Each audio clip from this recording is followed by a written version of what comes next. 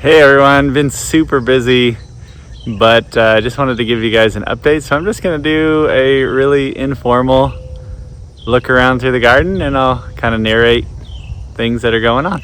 At the entryway, the black-eyed Susans are looking really nice.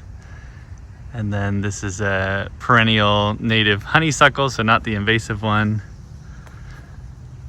My cup and saucer vine seem to like the cooler weather more than the heat of summer. You can see there's some of the flowers going.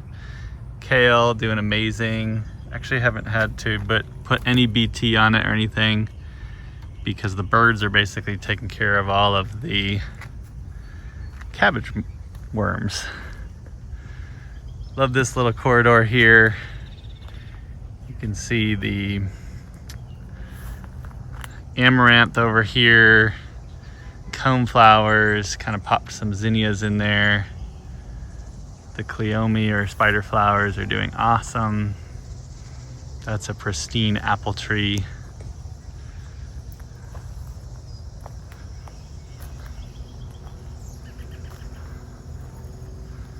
Aren't these just amazing?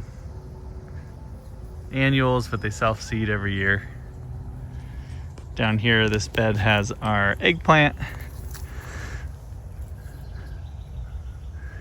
These are Orient Express, those kind of longer ones.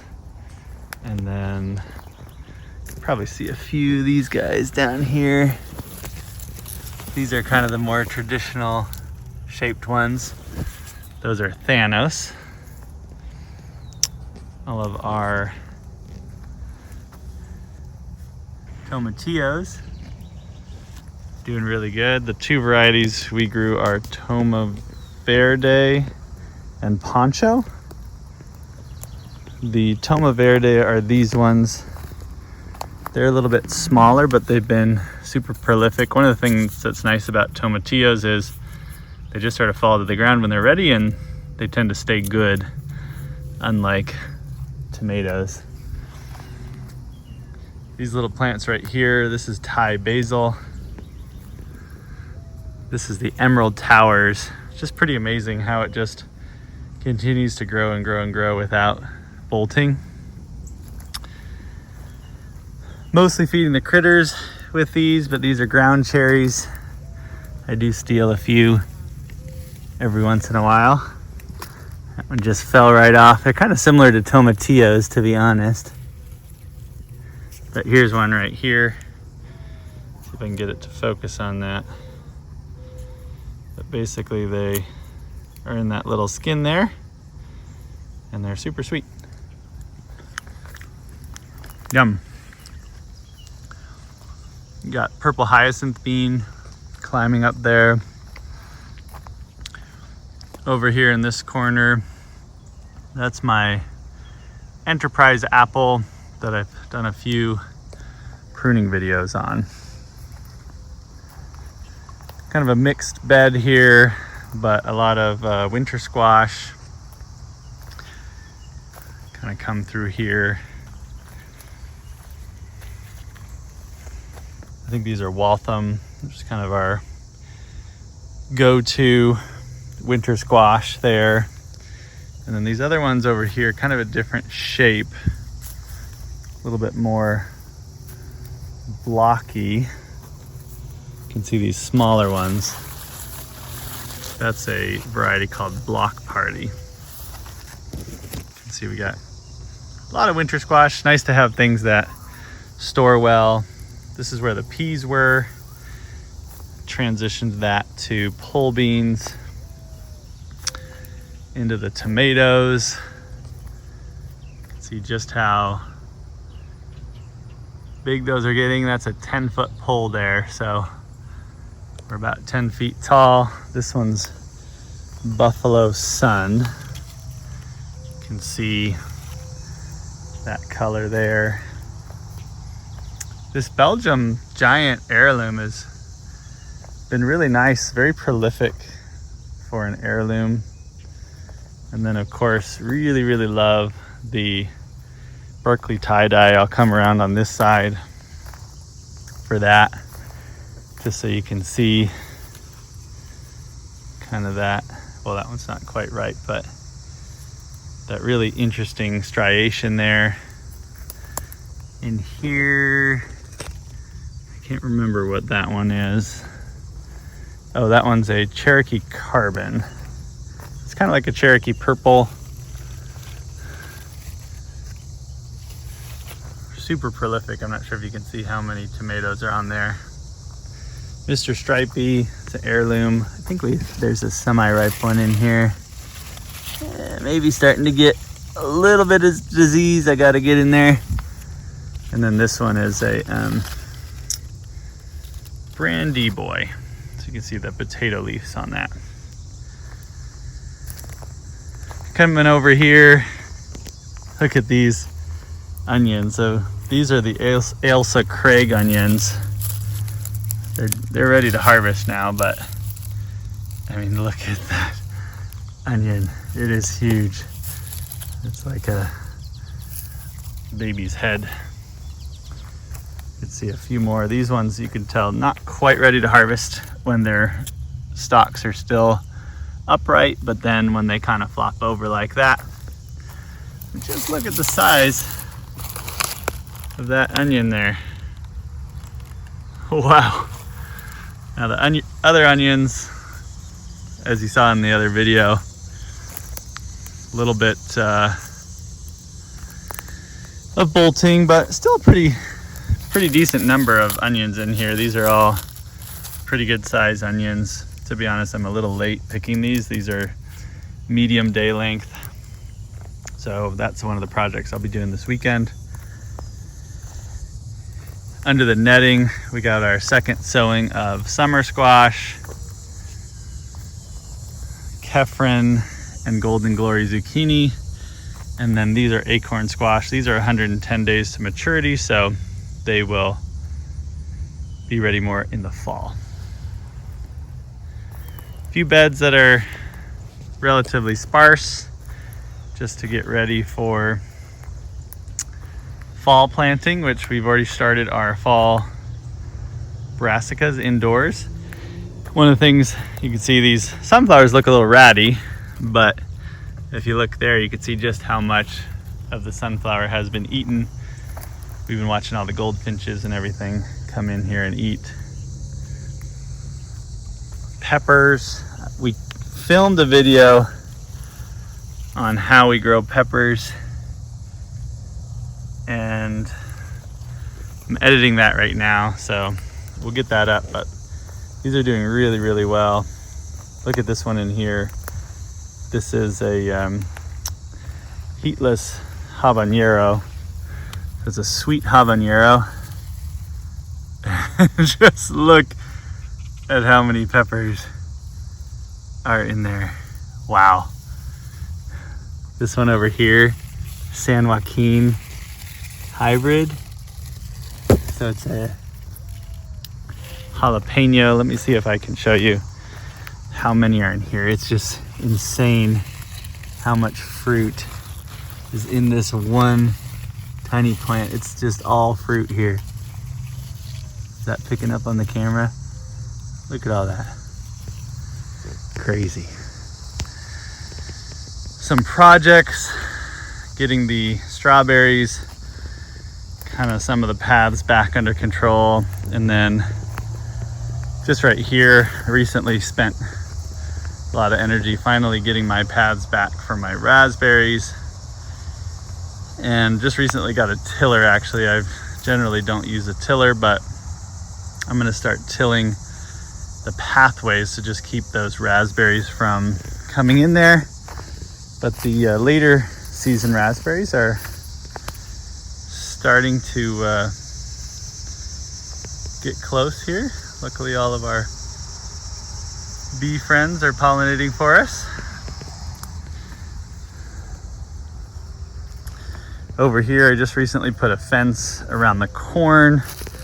We had our first few corn husks taken out, but all the corn is flowering and a lot of good pollen there.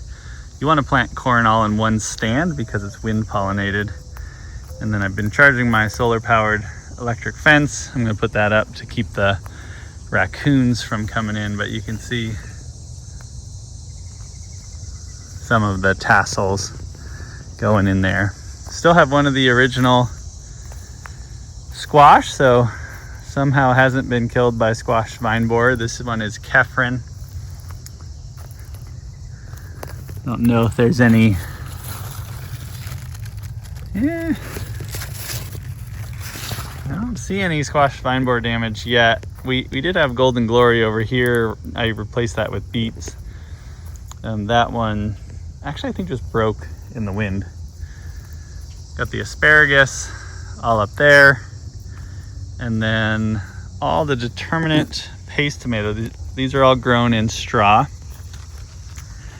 We're just starting to get some tomatoes. For those that follow, you remember I created these bent cattle panel cages, and they have done a much better job of keeping everything contained. So I actually have walkways and quite a lot of fruit in here.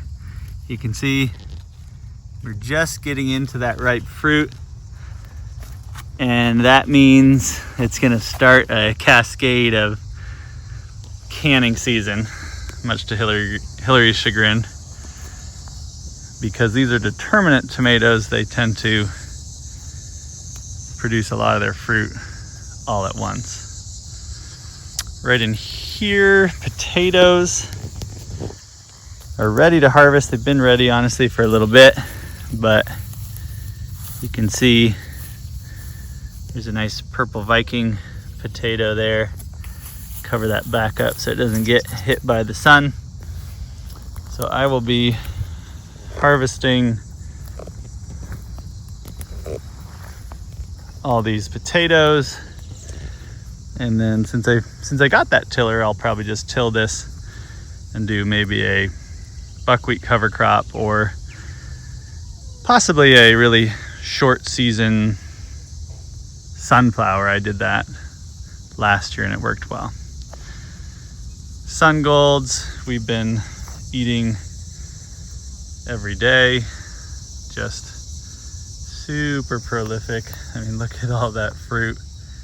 They do split easily, so that's one thing that's really tough. Whenever you get rain, you tend to get some that split, but the chickens don't mind that because they end up getting tomatoes.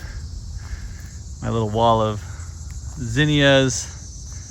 I have found that direct seeding zinnias, you get more of these kind of double flowers, versus starting from seed indoors, you tend to get more of the single flowers, kind of like this. So we do a little bit of both. The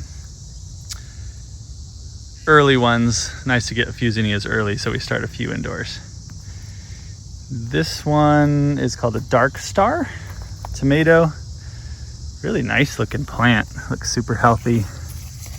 And you can see dark tomato in there, pretty prolific. You can see a lot of fruit on there. I have this one in one of the 8-foot cages. It's maybe 6 feet tall now. Just over here, these are the Juliets. So these are super prolific. They grow these long trusses of tomatoes. See just how much fruit is in here. Let me see if I can get the camera to go inside so you can see the fruit on the other side. Here we go. That's inside the cage there. A lot of fruit. Plant is above the 8-foot cage now. Just gonna turn over here. We'll go down into the orchard area. Like having just a few dahlias here and there. I start them from seed, so they're super easy to grow. These are perennials, kind of in the black-eyed Susan family. I intended to move them because they're kind of in with my cherry trees, but I'll have to remind myself again to do that next year. Really pretty, but they get a little tall, so you might need to support them a little bit. Speaking of support, these are all the melons. Melons are so hard to grow here. I do think we're gonna get a crop, but you can see just kind of how beat up the vines look. We've got some wilting, probably bacterial wilt there. Our ongoing favorite is the sugar cube, and it has these pretty small, kind of personal sized cantaloupes. I'll come around the other side. Another perennial flower, just gorgeous. So down here in kind of Melon Alley, some more of the sugar cubes there. And we did grow a few larger ones. I think that one might be Sarah's Choice. And then some really interesting other melons here too. I can't remember what this one is, but it's white and has like a almost like an egg pattern to it when it's ripe, with kind of peach flesh. Again, just the vines not looking super healthy, but hopefully they get us a crop. Now watermelon, sugar babies, kind of our go-to, tends to do well for us. Has these pretty deep, kind of medium size watermelon.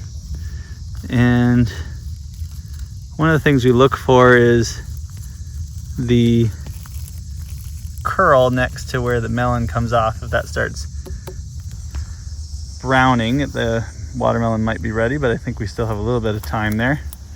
You can see some of them we have in these hammocks. Had a lot of aphid issues with the watermelon. You can see all this curling. Just looks, doesn't look good. Maybe eventually we'll get some beneficials in there to help with that. Just a few extra peppers we had here. We've got our sweet potatoes doing well, except there's a bunny that keeps coming and eating some of the leaves. You can see right there. These ones are the purple varieties, and apparently the bunny's favorite because they're constantly eating. Over here, kind of a mixed blessing with the pumpkins. Good news is we've got some amazing looking pumpkins. This one right here is the one that I planted in the how to plant in straw bale video. So that's in a straw bale. And look at these huge pumpkins that we have. That one's probably a good 40 pounds. We got another one over here, and then a few more that are growing. So hopefully we got one for each of the kids. Also have Long Island cheese pumpkins kind of down that way. The other pumpkin I planted has some sort of wilt. Interestingly, you know, all of the main foliage died back, but then if you kind of go up to some of the new growth, which is over here, it's starting to look green again. So could be that it's rooting along the vine, but there's another nice big pumpkin down there. As far as the orchard, this is a dapple dandy pluot, Stanley plum. I never got around to summer pruning that one. It was a little less vigorous than the others. These were the, I think this is a Methley plum. This one's looking really nice after a summer prune. Really nice open center. I think this one is an AU Rosa plum. That one I might need a summer prune again. Figs, actually ate our first fig today. Doing well, producing fruit. I got them in 25-gallon grow bags. Here in zone 6, I do bring those in the winter. And then some of the other plants as well. Very pretty sky tonight.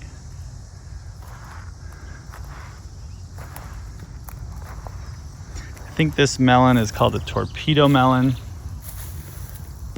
I think it's a Asian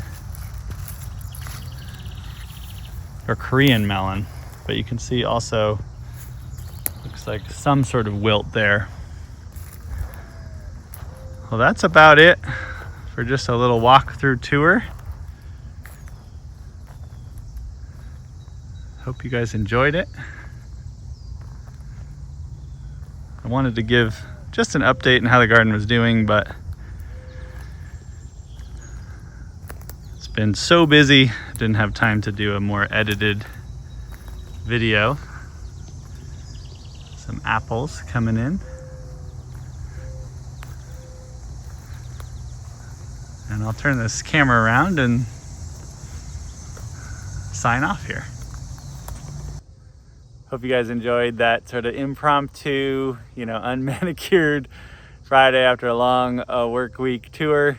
But I just wanted to give you guys an update, kind of show you the good, the bad, and the ugly of the garden in July. This time of year is super, super busy. Just the other day I was, getting my garlic all cleaned up, and then I knew I had to harvest the onions, which you saw I really need to get to. I got to harvest the potatoes, protect the corn from the raccoons, try to get those raspberries under control. Just a lot of stuff going on. So just know that if you're feeling a little overwhelmed, maybe you feel like you bit off more than you can chew, that is totally normal, and I do as well. But sometimes you have moments where you can just sit down, relax in all the hard work you did, and realize it's all worth it. So let us know how your gardens are doing, and we'd love to hear from you. Let us know what challenges you have and what wins you've had this season. Happy gardening, everyone.